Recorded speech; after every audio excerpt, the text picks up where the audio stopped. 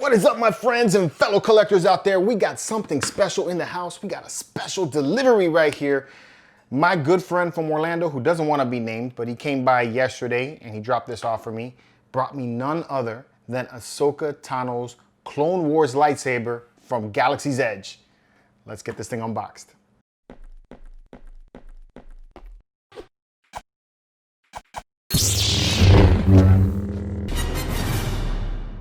Welcome back, my friends, to another lightsaber roulette video. If this is your first time on the channel, we do a lot of talk about collectibles of all kinds, but I love my Star Wars collecting, and this is what I got here right now, and this is what I love to do.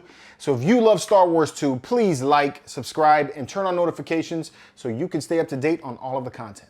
And ever since I heard that this thing was being released at the park, I have been frequently going to Disney hoping that I would be there to get the lightsaber, and here it is right here. I didn't even have to go this time. The funny thing is that the weekend before these were released, I was actually up there with Calvin and Max, and we were going around Disney Springs, and I was asking, hoping to hear that it was there, and I was gonna go into the park and go pick it up, but it wasn't there that weekend. And the very next weekend it released, and Ashley Eckstein herself was there signing these boxes. This, unfortunately, is not one of the signed ones, so it's, you know, it's okay. You know, I have a long history of missing signatures. I actually once skipped work to drive 3 hours to Orlando, but that's about what it takes for me to get there, just to try to get Ray Park to sign my Darth Maul lightsaber when I still had it, my master replicas. And twice I did this, and every time I go, I missed out. So, you know, it is what it is. But I'm still stoked to have this, so I'm really happy. I'm very thankful that this is here in the house. So without further ado, let's get this thing unboxed and see what it looks like. So my buddy was like, yo, George, why don't you open it right now? And I'm like, yo, I can't open it right now. I got to open it with my YouTube friends. And he's like, but I'm your friend. I'm like, yeah, I hear you. You know, and honestly, he bought it for me. I probably should have opened it for him, but I wanted to share it with you guys, you know, let you guys see my experience. Woo, these things look cool, shiny. Okay, let me show you how the box comes. So, and it closed. This is how it comes right here. So I like these box sets that you get from Galaxy's Edge, the Legacy Sabers. You can actually display it like this. I don't display it this way. I actually display them on my wall like that. But, you know, it's kind of cool if you wanted to take and put it like in a glass box and then have all these boxes right there. I think these look, you know, pretty elegant and they're neat looking. So I think it's a nice little addition.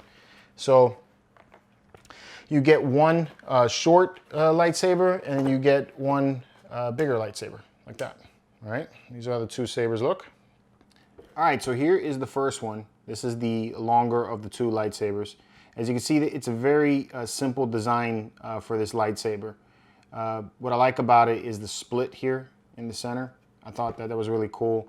It's got a very similar switch right here to the one that was featured on Anakin's lightsaber.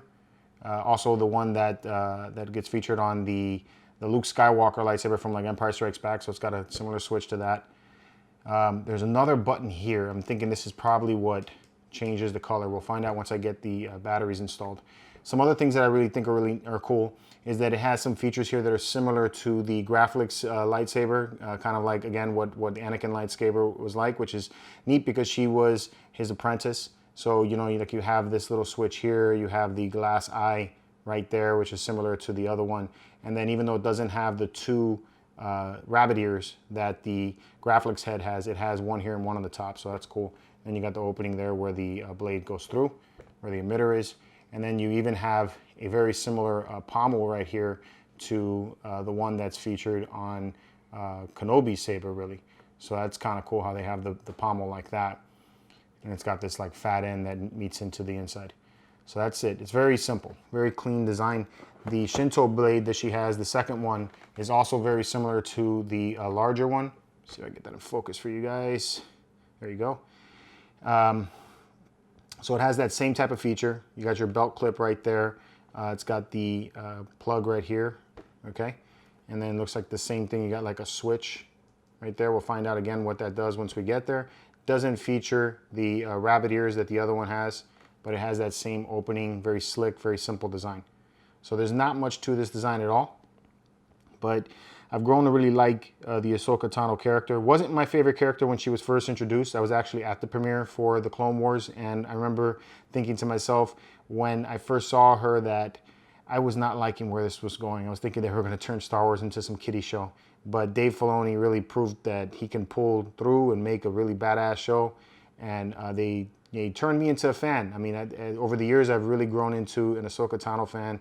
And it's cool now that I have the lightsabers from the Clone Wars. So very cool. All right, before we get to the electronics, let's see what batteries this thing takes. So just like with all of the other lightsabers, or most of the other lightsabers from Galaxy's Edge, the pommel twists right off, has a screw.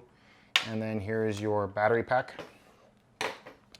So the battery pack is protected by a sleeve, and you just need some screwdriver to pop that open. Let's see what this one takes. Now, one thing I haven't really liked too much about all of the Galaxy's Edge lightsabers is they're not consistent with the batteries they take. Some takes AAA, some takes AA.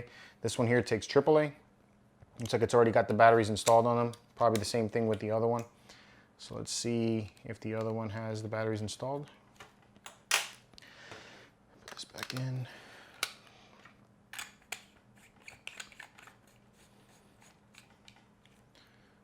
Doesn't appear that it makes a noise when there's no blade installed.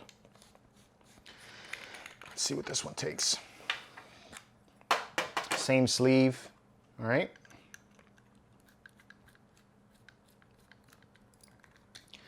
So like I was saying, all right, so this one takes the AAA batteries as well, all right. One thing I was saying before, I think I said it anyway, but if I haven't, I'm gonna say it now. This lightsaber costs $200 at the park, and you get 2 lightsabers with it. That's the difference. All right. All right. Let's get a blade installed in both of these and see what the electronics will look like. All right, so one thing I do like about the Legacy lightsabers is that they all take the same blade. So I thought that's cool. Saves you money on having to buy a whole bunch of blades. There's a blade plug that goes into the center, and then this just pops right in place. So very simple, and you get a noise like that when it's plugged in. All right, so let me kill the lights, and let's see what this thing looks like in the dark. Oh, it's not the switch. All right, we'll start with the bigger blade. Ooh.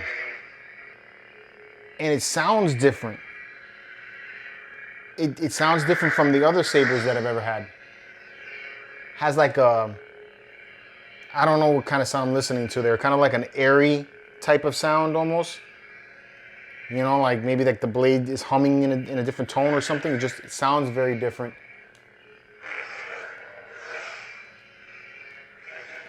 Still kind of lacking in sensitivity.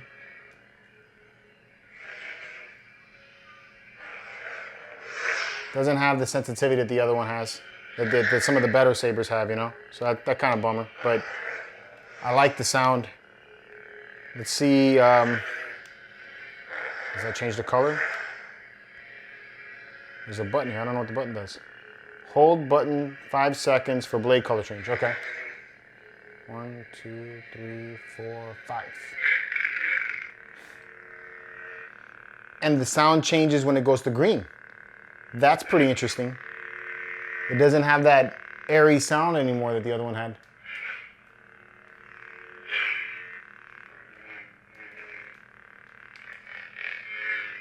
Very light when you hold it in your hand compared to some other sabers. Not as light as, say, like Revan's. Kind of like in between Revan's and Palpatine's that I've seen recently. It's got weight to it, so that's cool.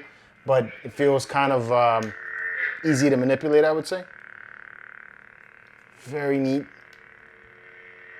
And you hold it for 5 seconds. I love the way that changes. The blade up and blade down isn't as good as Palpatine's was, but that's neat. I think that was pretty cool. Let's see what the Shinto blade's like. There's your turn on.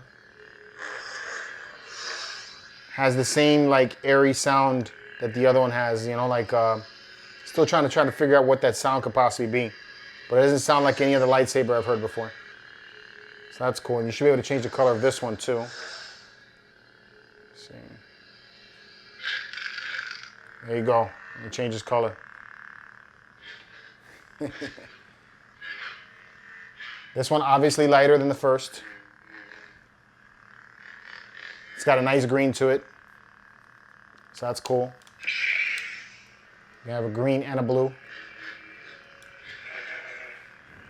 Gonna have to test out the how it looks like when it twirls around. I want to try that out too. So like I did with the Palpatine, let's go out and look at that. But so far, my impressions of the sound on these things is that I love the sound. I think the sound is really good.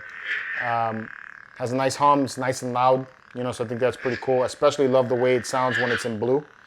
Let me see about the strike. It has good sensitivity for the strike, so that's cool. Doesn't really have like blaster bolt deflection, so that's different. Let me see if there's any differences with the blue color.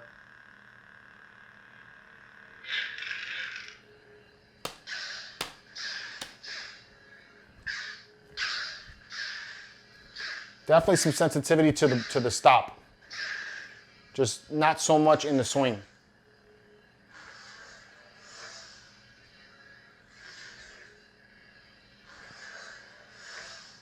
Yeah, not so much in the swing. All right, very neat. Let's take it outside and see what it does. All right, let's give them a try. I love the way these sound. Okay, so let's do slow motion.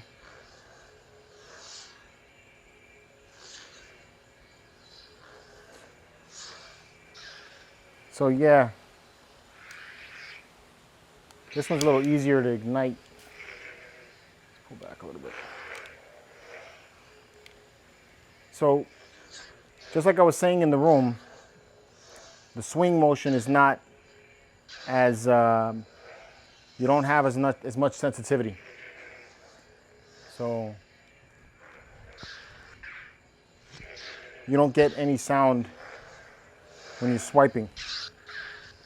And that's what you want. But you do get strike motions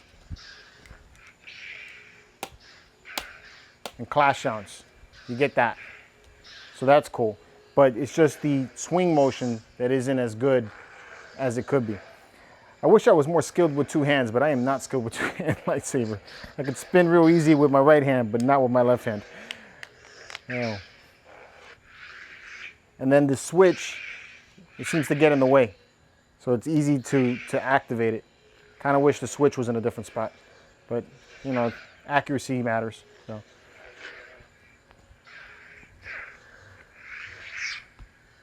And easy to turn off. All right, that was the outside test. All right, so there you have it. Like I said before, when I was doing the electronics test here, the swing motion is not the most sensitive, so that kind of sucks. It does have really good strike, which I think is really good, and it also has the color changing ability, which I think is really awesome as well. Now, I've also have the lightsaber from the Black Series Force FX Elite on order, so that one gives you a single blade, which I'm gonna get to take a look at. It probably has some other features. I think it features also a removable crystal. It also can change color, and I imagine it's also going to have some of those other Force Effects features like the better ignition of the blade and so on. I'm hoping that they finally get the sensitivity down. It's because both on Palpatine and on the Revan lightsaber, I wasn't feeling the sensitivity on that too much. I do feel like this has a really good quality to it, which is cool. Other aspects about this lightsaber that I think are really awesome is that you get two lightsabers for $200 versus one lightsaber for $224, even though that one also comes with a crystal, a display stand, and a blade, whereas this one doesn't feature the blade. These two change colors. If you're wondering why you get two lightsabers instead of just one, she had two lightsabers at the end of the Clone Wars in the last episodes. She was given this set by Anakin, and then she was able to have two blue blades by the end of the show. In the original start of the show, her lightsaber was green, and that's why you can change back to the green color, although she only had one lightsaber during the show during that time period. So that's the idea behind the green and the blue. So cool.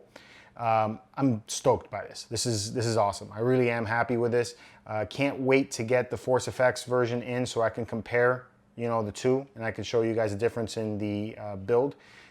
This again is a budget type of lightsaber, I would say. I know $200 doesn't sound like much of a budget lightsaber, but for those of us who are collecting lots of these lightsabers, it can be. Saberforge makes a similar version of the saber, and it's called the Tano. That one looks like it's more probably accurate to the show. It's a little bit smaller and sleeker, and it glows a green color, although you can change the color to whatever color you want. And you don't have the Shinto, but it may have, you may be able to find the Shinto on their site. I'll leave a link there if I do find it. So that's one way. That's another way for you guys to go if you're more into a smaller, more detailed lightsaber. They cost a lot more money, but they look, a next level. And if that's what you're going for, that's for you. This here works perfect for me. I can't wait to put this back on my wall there with the rest of them. So that's my thoughts on it. I'm interested to hear what you guys think of the Ahsoka Tano lightsaber from Galaxy's Edge. Let me know in the comments below. And until next time, guys, may the Force be with you and keep it marvelous. It's cool.